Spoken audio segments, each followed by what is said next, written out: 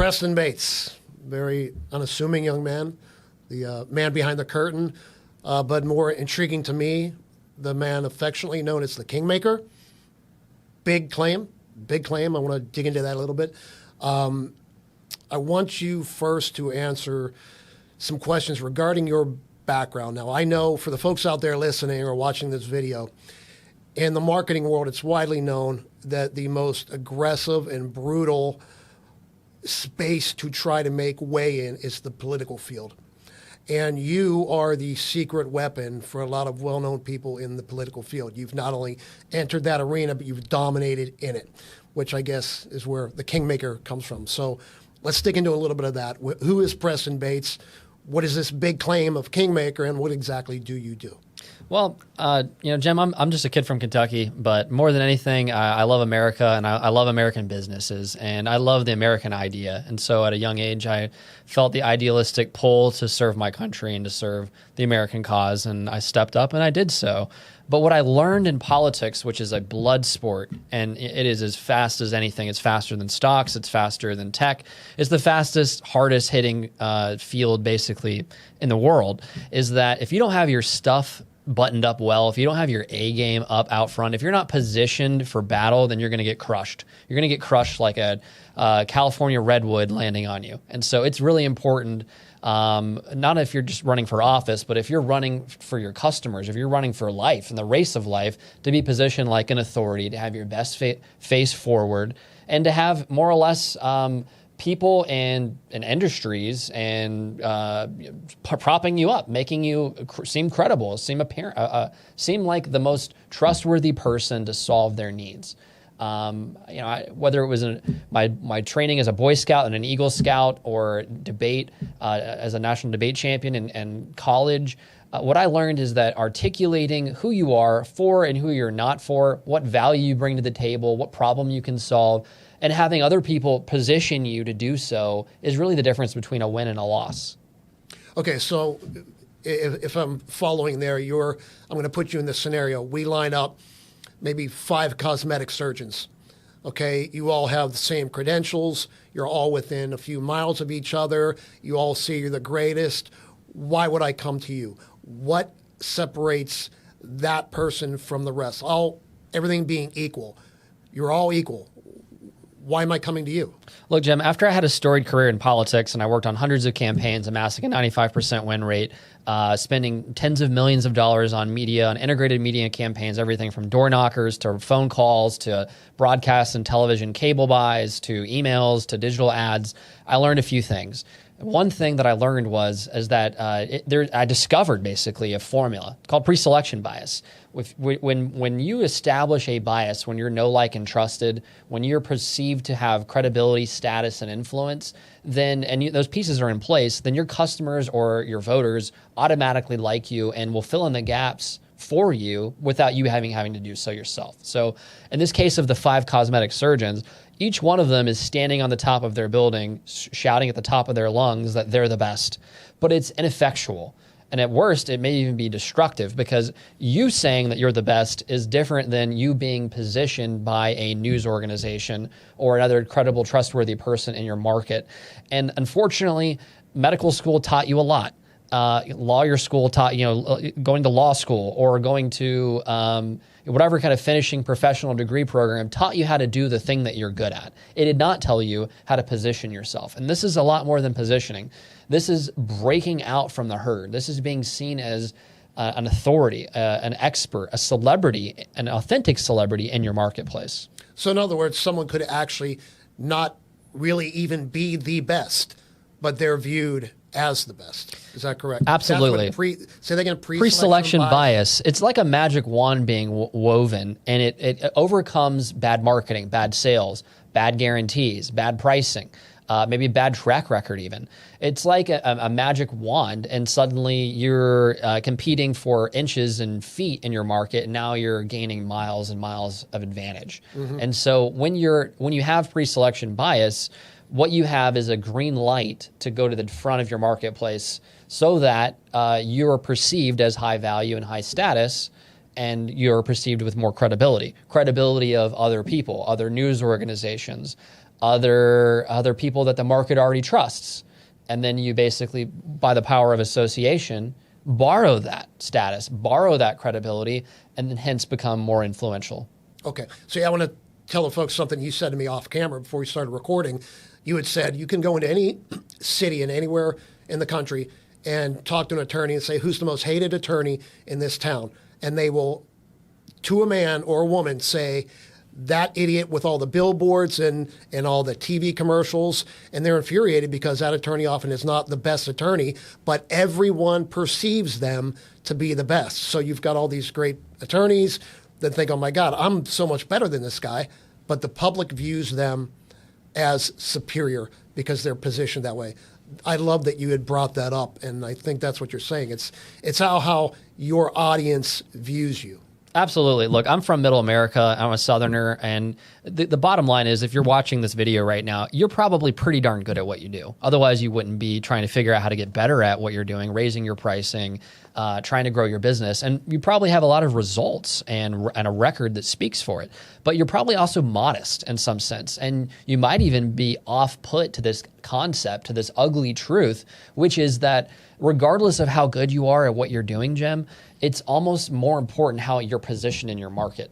It's almost more important that you're seen as the celebrity in your market, even more than what you actually do and the results that you get. Now, that can be offensive, and I get it. And I was offended when I learned that ugly truth, but it's true. Having worked in cable news, having been on dozens of world prominent news organizations, platforms, et cetera, there is a measurable, objective, scientific impact of being on a program that has millions of eyeballs on it, and what happens to your business, what happens to your speaking gigs, what happens to your book sales after that happens. And if you're not leveraging that, if you're not jumping into that Nile River of influence, you're asleep at the wheel and you're ignoring what's fueling the entire economy around you. All right, I got it. Now, I know, and we, due to NDAs, we can't really name names, but I know you've worked with a lot of very big figures, a few names that are known worldwide. I know you've worked with some big people in the political realm. What are some of the things that you implemented with these people who are already playing at a high level, but they still needed that edge? I mean, you can even go into the political world if you want, because we know how cutthroat that is. What are some things that you said, all right, everybody kind of knows who you are, but we need to do X? Well, one of them is a household name in media, and very prominent and a market leader and an industry leader. And you're fighting for inches and feet versus fighting for miles. It's about creating online revenue streams, streams of revenue that perpetuate themselves, whether you're in the office doing what you do for a living, or you're on vacation with your wife and your kids, or you're at your son's basketball game. And so I've helped big major media organizations put together other income streams, new income streams of leveraging traffic that's already out there looking for information, positioning people as educators. They're already trusted in the marketplace, but now we leverage that trust to create extra income, to create extra knowledge and create actionable opportunities for customers to not only improve themselves and improve their lives, but to be equipped with knowledge to get to really where they want to go. Okay. Now, I understand that you, because of what you offer and your skill set, that you're extremely particular who you do work with. Describe a little bit the type of person that is an ideal client for you that you can work with and you're willing to work with. Someone who's hardworking, someone who has a track record of success, someone who wants to invest in themselves and their business, someone who's looking for a guide, someone who believes that they can get more out of their life and out of their business if they show up and do the work, someone who wants to be told how to do something and what to do, someone who's coachable and agreeable, at least insofar as, we're talking about getting a result in business. It takes a little bit of disagreeability to start a business, as you know, and someone who has their heart in the right place, someone who wants to serve other people and believes that business and entrepreneurship is about creating value for lots of people and capturing a part of it. And your pre-selection bias, as you call it, this will go across any field. Doctors, attorneys, absolutely, fellow entrepreneurs. Yeah, I mean, personally, I don't like working with attorneys. I prefer to help people who are making the world a better place, and we could debate about whether or not lawyers are creating any value at all, or maybe they're just stealing from other people professionally. But I like to the fundamental technology can work in any market. The bottom line is, the number one crisis facing this country isn't an epidemic of, it might be, well, we can get spiritual. Maybe that's for a different interview, Jim. But as far as business goes or your day-to-day life goes, the number one epidemic is attention. There's just not enough attention, and yet our informational needs are increasing more and more every day. The amount of options we have to give our attention to are increasing, and yet we're getting more nuanced with what our attention needs are. And so what do you do when you have attention deficit exploding and there's scarce attention, but there's increasing information content and increasing needs? Well, you have to stand out from the crowd is the only bottom line. If you don't understand that fundamentally you're not only in the business of doing whatever it is that you're doing, but marketing it, but also entertaining people and giving people information that they want, then you're down by 25 points in the fourth quarter, and the other team's got Tom Brady. However, if we can flip the paradigm around, then this game can go into overtime and you can win in the end, and you can take the Super Bowl home. Give me some examples of names that people might know that have actually used this pre-selection bias. And I don't mean this in a derogatory way, but household names that really had no tangible skill set, but they became famous because they became famous. I'll give you a couple right off the top of your head. Everybody knows Paris Hilton. So Paris Hilton was famous for being rich because of her father and the family that she was a part of, until she became rich for being famous. And so first it was the sex tape. Before that, she was a model for Trump models, actually, and then had a storied career and becoming a celebutante. She was basically famous for being famous. And then she parlayed that into a brand of 14 different perfumes worth $300 million. Another one, actually related to that, would be the Kardashians. Kim Kardashian started off as Paris Hilton's assistant. People forget that. But then after that, she has her own television show. Paris had her own television show. These are people that are just entertaining, by the way. There's no real information that's going to change your life that's being shared. So these are people that are getting attention for just simply being famous. But then Kim parlays that into a television show, and her little sister, who was very small and young at the time when the show came out, Keeping Up with the Kardashians, parlayed her association with her big sister into a major billion-dollar cosmetic makeup company. So that's another example. Or we could take someone like Ashton Kutcher, famous for being on That 70s Show, funny show we all loved. Didn't have any real technology experience, but parlayed his access to and affinity with your end consumers into a massive $300 million plus venture capital company investing in consumer-facing technologies. Or we can take George Clooney with Casamigos Tequila. That sold, he exited for $1 billion. He's not necessarily a tequila expert. He's not from Mexico. He's from Kentucky, but he parlayed his celebritydom into a kingdom, a financial kingdom.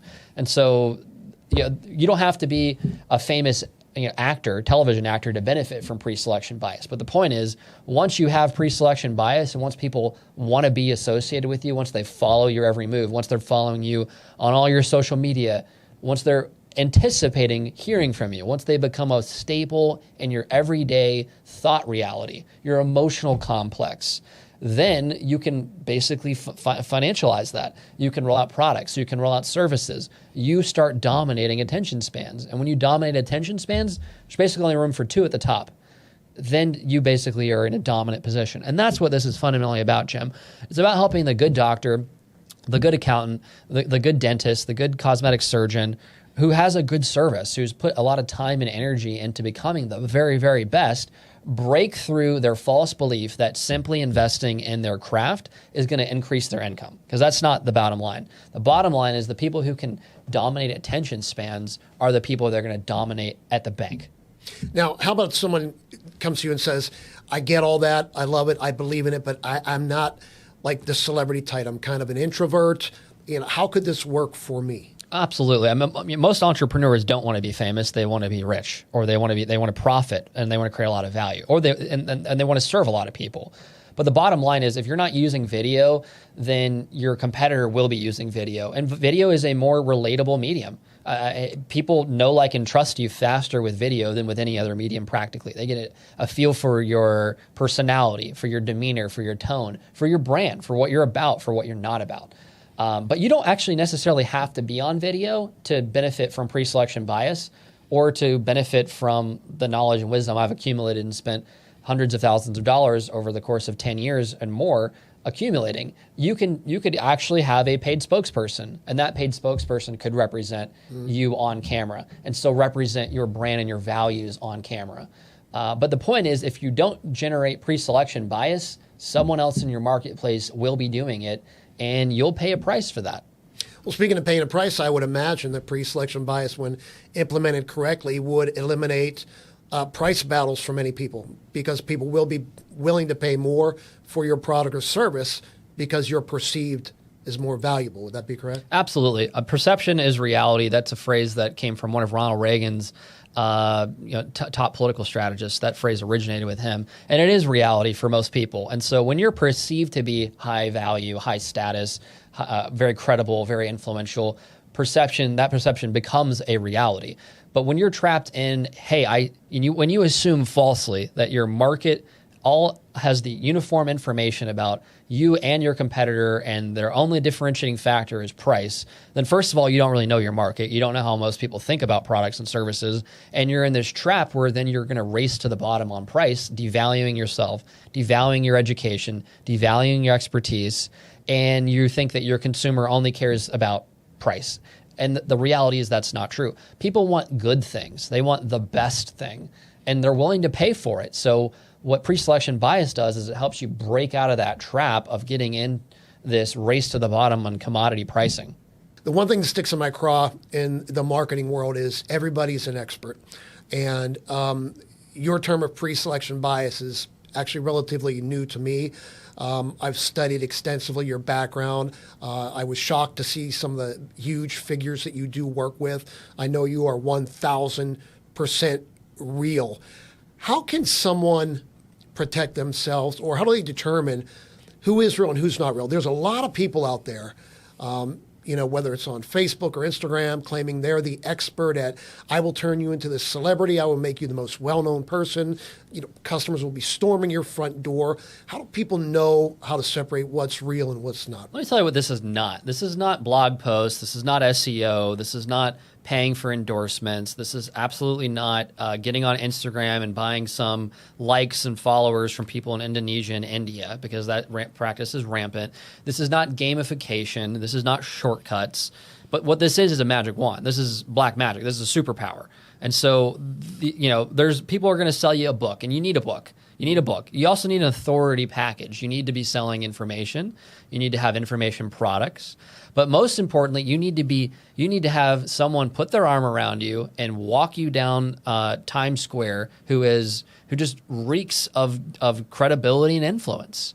And until now, there hasn't really been a path for an entrepreneur to access that.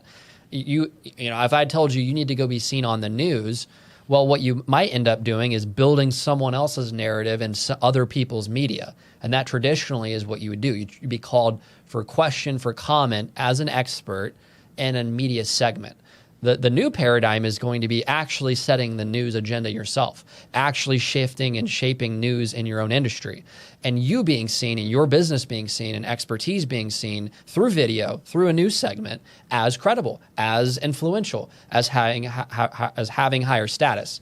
And so very soon, the work that we're doing with entrepreneurs will become the new golden standard for what is seen as celebrity, authority, and expertise in the market. And if you don't use this tactic and strategy before it becomes widely known, you're going to get left behind. It'll be like not having a book anymore. It'll be like not having a professional degree. It'll be like not going to college. It'll be very similar to that. And that's all you'll know. Now, I know you've turned prominent figures into newsmakers, as you say, you want to be the newsmaker. Are you saying that you can turn just regular entrepreneurs, business owners into newsmakers themselves? I can help great people become excellent. If you're struggling at home and thinking, like, do I have what it takes look in the mirror and look at your track record and look at all the people that you've already worked with and helped get great results for. That's the person I can help. If you're fly by the seat of your pants and you're looking for a get rich quick scheme and you're trying to scam your market into thinking you're somebody that you're not, then you're not for me and I don't want to serve you anyways. But if you're someone who has a good track record of helping good people get great results, then you are the kind of person who is a diamond in the rough that I can polish a little bit and then make you a newsmaker in your space. Now, you had mentioned book earlier. I know the power of books. I know the credibility that comes along if someone has a book. It's a $1 million idea. What if someone's hearing that and saying, well, that's great, but I can't write, I don't have a book, I can't write a book. Well, this strategy, a pre-selection bias strategy will become a dominant strategy, as dominant as a book, or if not more so, because the bottom line is there's always some percentage of the audience of any market that wants to read. But, again, going back to our previous discussion about attention spans are collapsing, and yet there's more information every single day in our markets that we're told we need to pay attention to, that we need to follow, that we need to listen to. And so we just don't have enough time. But everybody has enough time to watch a 90-second, 2-minute, 3-minute, 5-minute video, especially when it's positioned toward giving you information that you want about yourself that's going to make your life better. And it sets up an opportunity for you to take advantage of and increase your wealth, your health, and your happiness. And so a pre-selection bias strategy does more or less the same effect of a book, maybe even better, because this asset's reusable, it's shareable, it's quickly consumed, it positions you well, it gives you conferred and associated status, et cetera, et cetera, et cetera. And I know you have actually helped people get books done also. Absolutely. Even though they don't have to write them. I've written a book, it's not widely published. I'm not publishing it anymore, but I believe in the power of I'm a writer and I like writing and reading a lot. I'm not against books. I love books. But that can't be the only arrow in your quiver. Okay, now here, this is the tough question, big one. You, again, I have jokingly called you the man behind the curtain, the kingmaker. You, on the inside circles, you are in a position of prominence. You're working with high-level figures. Why are you opening this up to the general public? Look, those to whom much is given, much is expected. And my goal is to serve good entrepreneurs and help them break through all the grease and the slimers out there and the internet marketing world who just want to make a quick buck. And as an Eagle Scout, I feel like it's my moral responsibility to help good people win. I want to help middle America win. I value American enterprise. America is built on this concept of freedom and liberty, but also of commerce. And I'm blessed, and I feel like God's been really good to me. And so I want to be good to others. I've paid the price to be the boss now. And so the onus is upon me to decide who I want to give this information to and support. And I want to be their champion. I want to champion their cause, and I want to help America enter a third millennia of, the 2000 to 3000 era of dominance. And dominance is creating value. It's creating wealth. It's giving things. It's lifting up everybody. And the bottom line is, if you don't know how to get your message out, you can have the cure to obesity. You could know how to reverse Alzheimer's. You could know how to feel beautiful on the outside and on the inside if you're a cosmetic surgeon. You might know what carcinogens and toxins to avoid, and if you're a dentist, to make you have a radiant smile. But if we can't get that information into the people whose lives are going to be impacted by it, then it's a moot point. And so I want to play my small role in this grand scheme of making America a healthy, happy, free, and prosperous country. What about the ethical considerations of pre-selection bias? I mean, someone could just say, well, isn't this really just tricking people? Yeah, that's a good question. And I know you've been on television, you've had your own TV and radio show, and I'd ask you to reflect on the power of being on a television or radio show. And you can't fake a real legitimate person. Whether there's fake AI tools out there that are going to generate bots of people and they're going to pretend to have real sentient experiences is a philosophical question. But I'm trying to support the coach, the course creator, the author, the speaker, the dentist, the doctor, the cosmetic surgeon who's out there and who has a real viable business but's looking for more scale, who wants to basically make more money without having to do more work in person, and who wants to have ultimately more impact. And so when you use pre-selection bias, what you're really doing is separating the wheat from the chaff. And you're doing that through ethical, time-honored principles of using other people's status and credibility and benefiting from it via association. This is not just having an as seen as and placing your name in some some press release online, puppy mill sort of situation. No. This is creating durable, physical, real assets, media assets, campaigns that will bring you more customers who are predisposed to like you, trust you, buy from you, and work with you. What type of benefits or results can someone expect to see when pre-selection bias is implemented correctly? Great question. Well, if you're acquiring people with the internet, if you're not acquiring people with the internet, well, we're going to help you acquire business with the internet. We're going to help you acquire leads faster. Leads will come cheaper. Leads will become buyers faster. Leads will become buyers cheaper. Those buyers will spend more money with you. They'll spend more money, more times with you. They'll spend money at a higher order value or a lifetime value with you. They'll clone themselves. So instead of you having to do all this work to remind your customer to share information about you with other people like them, they'll start doing that for you. There's only 3 ways to make more profit or make more money, basically, is to get more customers, to get those same customers to spend money more times, or to get those customers to spend more money. And you can do all 3 of those things with pre-selection bias. Now, we're coming up into maybe the most important political season of all time. I would imagine that you're in great demand, but you are deciding now to take the time to launch this program now. Why is now so important for you to launch this pre-selection bias program? Look, the world's in crisis. America's in crisis. We've had inflation that we haven't seen since the 1970s. My background's in economics. I dropped out of an econ graduate program, but it's because I wanted to serve more entrepreneurs. And the bottom line is inflation is going to be a staple for years and years and years to come. They're talking about a great reset. They're talking about banks are failing. We're seeing things that we haven't seen in 15 years since the financial crisis. Things are probably going to, that sort of environment, that tenor is here to stay. And so the people who get who crush it in recessionary and inflationary or stagflationary environments are those entrepreneurs that have the courage to confront themselves and their desire to take care of their families, those who are counting on them, grab a hold of themselves, and then make investments, because the people who invest in themselves never lose.